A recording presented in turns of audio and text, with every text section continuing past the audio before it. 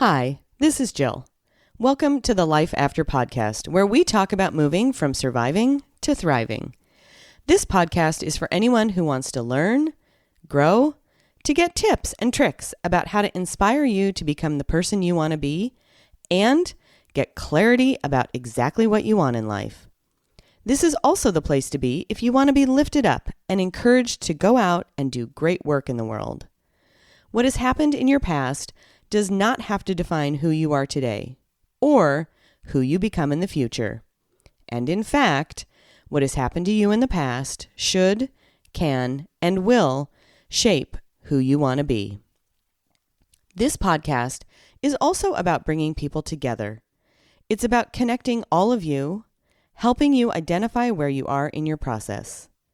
What do you need to feel more engaged and alive in your life? More connected to the people in your circle?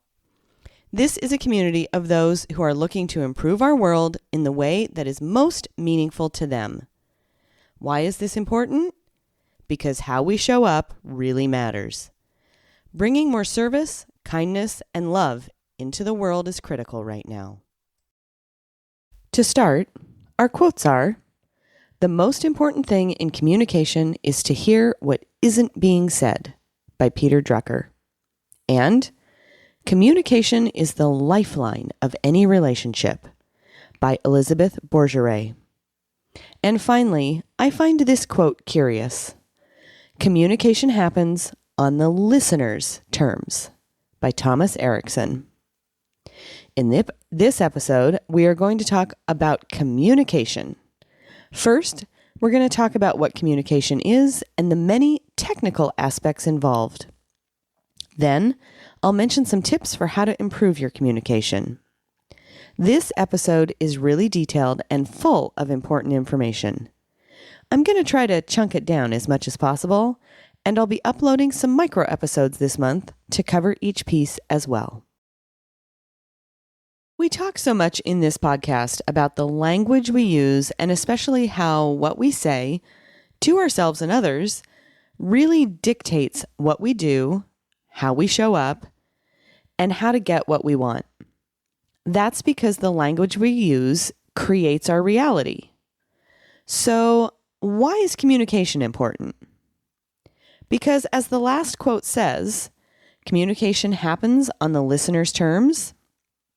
And this is the case regardless of whether we're talking to ourselves internally or to others. Good communication means that people feel listened to and heard, that others understand them, that essential information gets to the people who need it when they need it, and it also speaks both to the content of the message and the relationship of those communicating with each other. Also, communication is far more technical and complicated than we often think about, and it can be a really integral part of dealing with complex issues. While preparing for this episode, I ran across the statement, quote, "Communication is the solution to all problems," end quote. I found that certainly to be an interesting viewpoint. A few years ago, I was part of a cohort taking a leadership course put on by RDI, or Rural Development Initiative. RDI goes into rural communities and teaches a year-long class called the Rural Community Leadership Program. The purpose of this course is to teach people how to effectively get projects accomplished in rural settings. It was a fantastic experience, and I encourage anyone that may have the opportunity to work with them to do so. One of the early sessions that we did was all about communication. Now, after going through an incredibly long divorce, I definitely knew how important accurate, effective communication was. However, I didn't really know the technical aspects to communication and how many ways communication can really work or not. Between RDI and what I learned getting certified as a coach, which I was doing at the same time, it really helped me to hone my understanding. I hope that what I've learned can help us all practice to become better communicators. Now, there are several elements here that I'm going to go through, so I'll be sure to put as much as possible in the show notes in order for you to review or download for future reference. First, there's the actual breakdown of communication, which is generally what most of us are taught.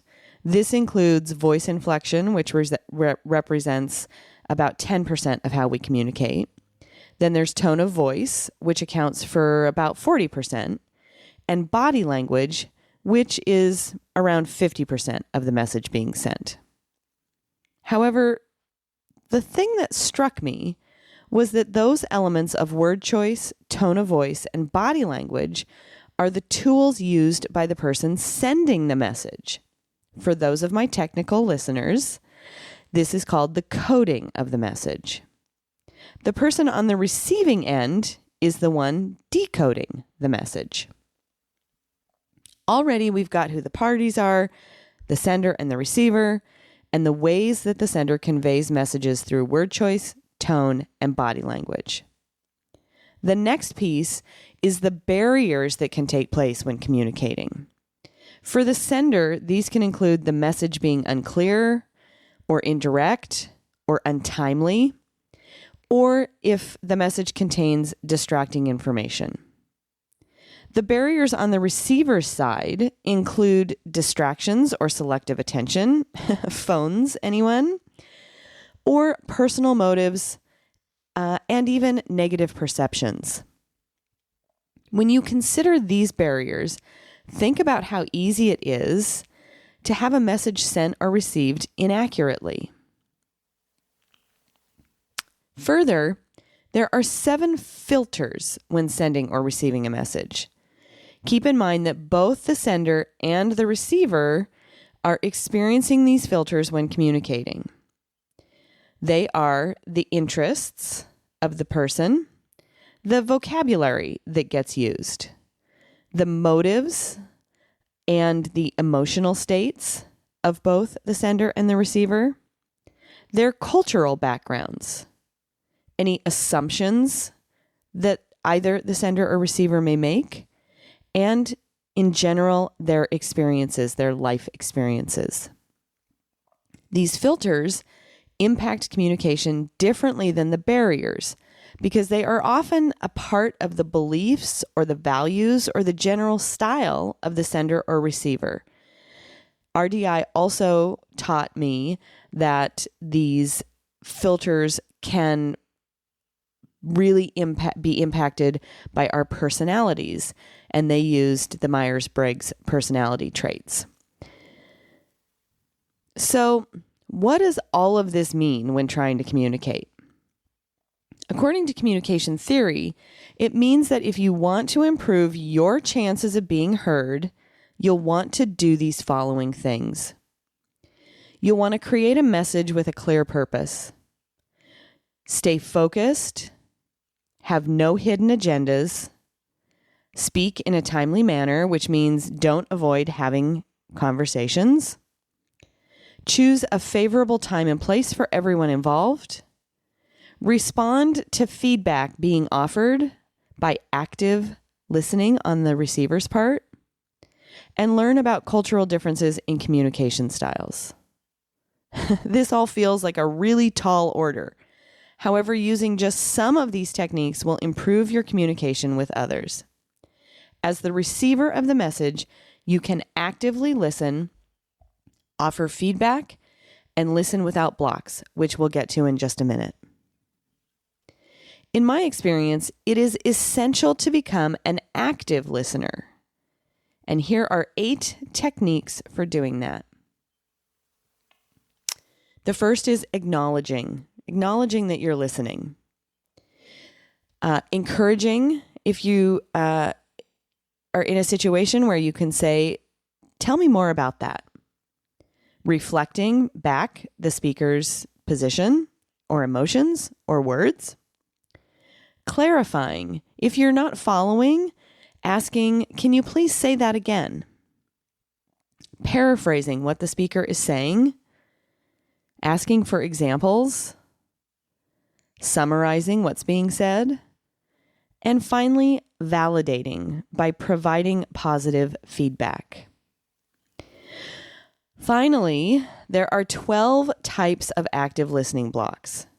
Now, I'm not going to list what they are right now. However, if you have any questions about them, you can check out the show notes or please feel free to reach out to me directly.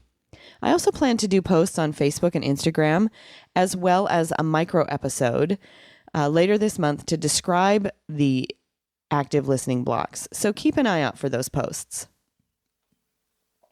Okay, this is a lot of information. So why all of the technical, detailed talk? Because communication really, really matters.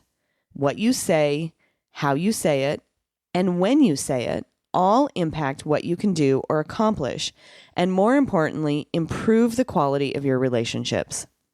When you know all of these elements and factors that we've talked about, your communication with others becomes much easier. You say what you mean and mean what you say, and ultimately, your relationships are better because you spend less time frustrated, less time feeling like you're not being heard, and the people you're communicating with hear and understand you more easily. I know this was really technical and probably a little boring. This brings us to my first tip. Remember that quote from the beginning of the episode? Communication happens on the listener's terms. One of the most straightforward ways to communicate better is to become a better listener. I encourage you to practice and hone your listening skills. At Erikson, they taught us that there are 3 levels to listening. The first level is when we're listening just to respond to what someone is saying. The second level is where you are really focused on what the other person is saying. And the third level is the deepest, where you're listening beyond just what is being said. You're also aware of and taking in all the nuances of the other elements, like the barriers, filters, and blocks. One of the easiest ways to learn to become a better listener is to practice using the 8 techniques of active listening. The more skilled you become at listening to people at levels 2 and 3, the more understanding and connection you will have with them. Or, at the very least, the clearer the communication between you and them will become.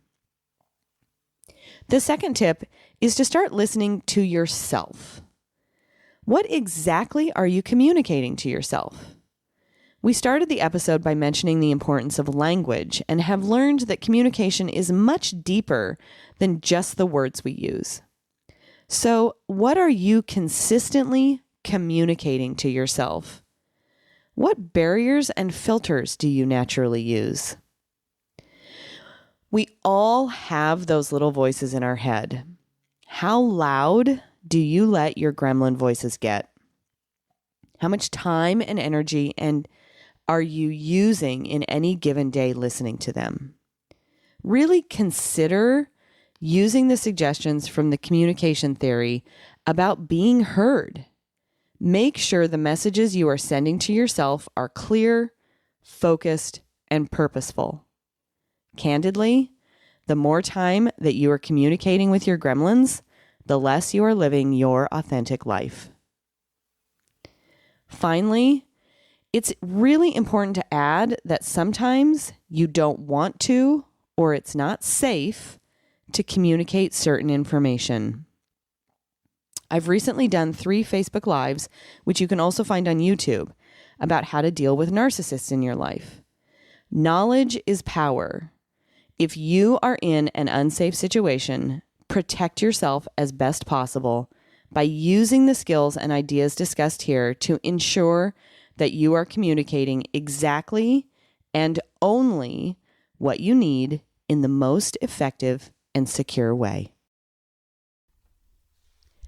Please reach out to me if you would like some additional support, would like me to come speak to your organization, would like to have your school book me to speak to students, would like to be a guest on the show, or have any feedback you'd like to share. Thank you so much for taking the time to listen to today's episode on communication. Remember, communication is a skill you can build through practice, improving your relationships with others. You can also get what you want more easily when you control your internal communication. It's definitely worth it. I appreciate you sharing these episodes. This podcast is a powerful resource for anyone that is looking to make changes in their lives. So please, please, please help me grow by sharing, liking, and subscribing. There will be new episodes on the second and fourth Wednesday every month. I promise that every episode I'm going to show up and be real to help support you in your individual journey. Please see how to connect with me in the show notes or go to my website at locatecoaching.com. I hope you have a fantastic day, and I'll see you soon.